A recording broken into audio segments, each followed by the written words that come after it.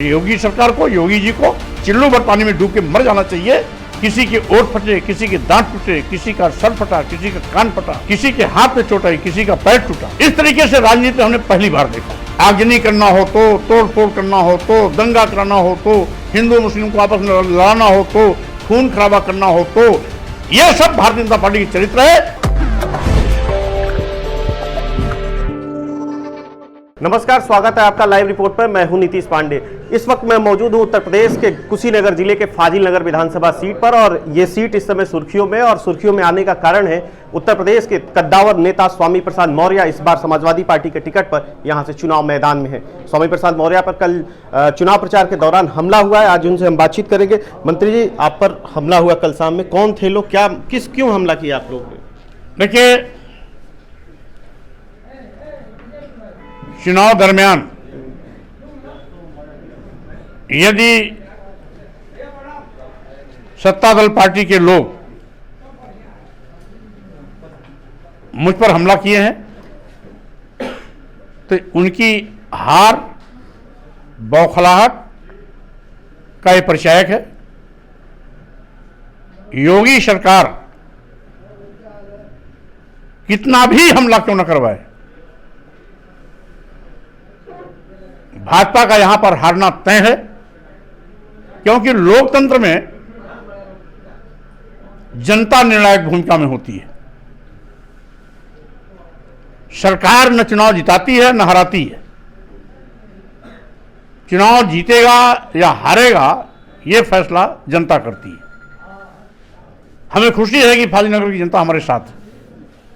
इसलिए भाजपा प्रत्याशी और उनके बुलाए गए गुंडे, माफिया, अपराधी जो चिन्हित भी हैं और कुछ अज्ञात भी हैं, एक सुनियोजित साजिश के तहत लाठी, डंडा, हाकी, कट्टा, तलवार और साथ ही साथ पिस्टल के साथ साथ लोहे के राड आदि सब अचानक और एकाएक नहीं मिलता है। योजनाबद्ध तरीके से पहले से सब उसे कलेक्ट करके रखे थे, और जैसे ही हमारा जनसंपर्क अभियान का दौर वहां तक पहुंचा, गाली गलौज करते हुए एकाएक बुरी तरह से टूटे हैं, जिसमें मेरी गाड़ी तो पूरी तरीके से ध्वस्त हो गई, हमारे ड्राइवर का भी कान फट गया। दर्जनों से ज्यादा लोगों के, किसी के ओठ फटे, किसी के दांत टूटे, किसी का सर फटा, किसी का कान फटा, किसी के हाथ में चोट आई, किसी का पैर टूटा। इस तरीके से राजनीति हमने पहली बार देखा। भाजपा कहती है कि समाजवादी पार्टी गुंडों की पार्टी है, लेकिन कल की तस्वीर देखने के बाद क्या कहेंगे आप? कल की तस्वीर तो अब भाजपा के लोगों को तय करना है कि ये जो दूसरों पर आरोप लगाते हैं, सही मायने में ये हमेशा अपने आरोप को दूसरों पर डालते हैं, समाजवादी पार्टी को बदनाम करते हैं। आगजनी करना हो तो, तोड़ फोड़ करना हो तो, दंगा कराना हो तो, हिंदू मुस्लिम को आपस में लड़ाना हो तो, खून खराबा करना हो तो, यह सब भारतीय जनता पार्टी की चरित्र है, जो कल उजागर हुआ। और भारतीय जनता पार्टी के द्वारा किए गए कृत्यों का जो वीडियो चल रहा है, अब भाजपा को सिर्फ फैसला करना चाहिए कि कौन अपराधी प्रवृत्ति के लोगों को पालता है, कौन हिंसा का सहारा लेता है। योगी सरकार को, योगी जी को चिल्लू भर पानी में डूब के मर जाना चाहिए, जो चुनाव को प्रभावित करने के लिए इतना घिनौना, गंदा, हिंसात्मक कृत्य किए हैं। अब चुनाव में 2 चरण मात्र बचे हैं, कुछ ही घंटों में छठे चरण का मतदान होने वाला है। अभी समाजवादी पार्टी को आप कहां देखते हैं, क्या स्थिति है? देखिए, 5 चरणों में इनका सुपड़ा साफ हो गया है। ये बौखलाए हुए हैं, इसलिए सोच रहे हैं कि 2 चरणों के चुनाव में कहीं रोका जाए। लेकिन जब पश्चिम से परिवर्तन की आंधी चल गई, तो पूर्वी छोर पर अंत तक बीजेपी के सुपड़ा साफ करने का करिश्मा चलता रहेगा। आपके परिवार पर आरोप लग रहा है, मुकदमे में लिखा गया कि आपके बेटे और आपकी बेटी जो कि भारतीय जनता पार्टी से सांसद हैं, उनके खिलाफ भी मुकदमा लिखा गया, चेन चोरी और तमाम तरीके के आरोप लगाए गए। सारे के सारे वीडियो में स्पष्ट है।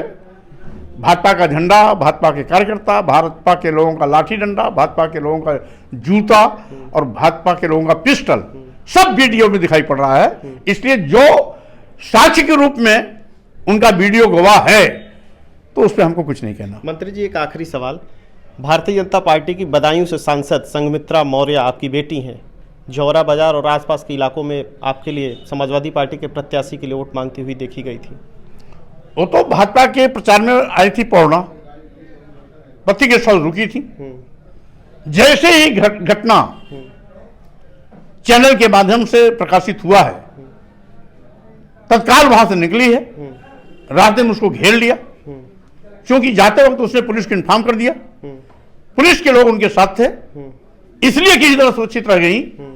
अन्यथा तो वो जिस अभद्रता की निचले पायदान की हद तक भाजपा के लोग उतारू थे, खुद को बचाने के लिए डंडा लिए भी दिख रही हैं। स्वाभाविक रूप से जब वहां गुंडे अपने शर्ट का बटन खोल करके हावी होते गए, तब उसने डंडा उठाया, कहा कि मैं महिला जरूर हूं, लड़की जरूर हूं, लेकिन मैं ईंट का जवाब पत्थर से दूंगा, आइए।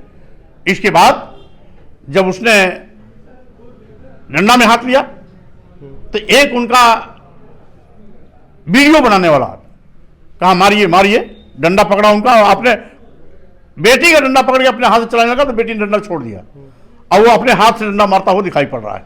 वो भी इनकी नौटंकी है।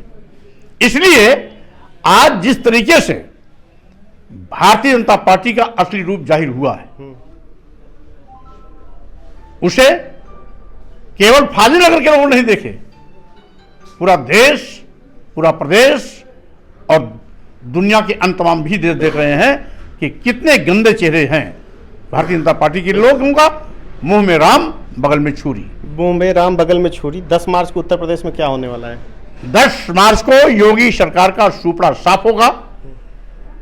मुख्यमंत्री योगी आदित्यनाथ जी ने उत्तर प्रदेश की जनता का जो गर्मी निकालने की धमकी दी है, 10 मार्च को उत्तर प्रदेश की जनता गर्मी निकालने की धमकी देने वाले की गर्मी खुद निकालेगी। आप उप मुख्यमंत्री बनेंगे? देखिए, समाजवादी पार्टी सरकार बनना तय है। कौन किस पद पर रहेगा, यह मुख्यमंत्री का अपना विवेक है। लेकिन आप कद्दावर नेता हैं, आपके अंदर इतनी शक्ति है, आपके साथ इतने लोग हैं कि आप सरकार गिराने तक और बनाने तक में आपकी अहम भागीदारी रहती है। लेकिन मैं जब संघर्ष की आवश्यकता होती है तो संघर्ष करता हूं, जब अनुशासन में रहने की होती है तो अनुशासन में रहता हूं। किसका क्या अधिकार है वो भी मैं जानता हूं।